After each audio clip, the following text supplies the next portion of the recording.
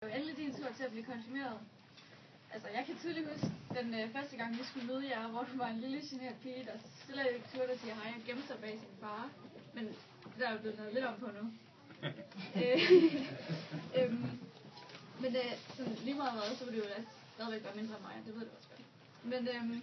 Men du har åbnet dig rigtig, rigtig meget op for mig, og det har jo kun gjort os tættere. Og selvom du kan være en lille pestilens en gang imellem, så har vi det jo alligevel sjovt.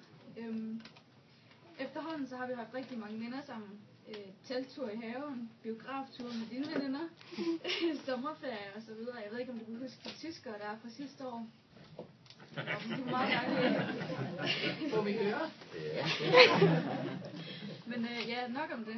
Så i dag så går du jo ind i de voksnes rækker, hvilket betyder, at du skal gøre lige præcis, hvad dine forældre siger for at blive voksen. Du skal gøre rent en gang om ugen og sådan noget. Det tror jeg, de vil blive rigtig glade for. Men det er jo måske lidt for sjov, fordi at, det er jo egentlig ikke det handler om. Men det handler om, at du selv skal lære at tage flere beslutninger, som måske er mere voksne. Og det ved jeg kan være lidt svært. Men jeg er sikker på, at vi alle sammen står og er klar til at hjælpe dig på vej ind i de voksnes rækker. Jeg ved i hvert fald, at jeg står klar med åbne arme til at hjælpe dig.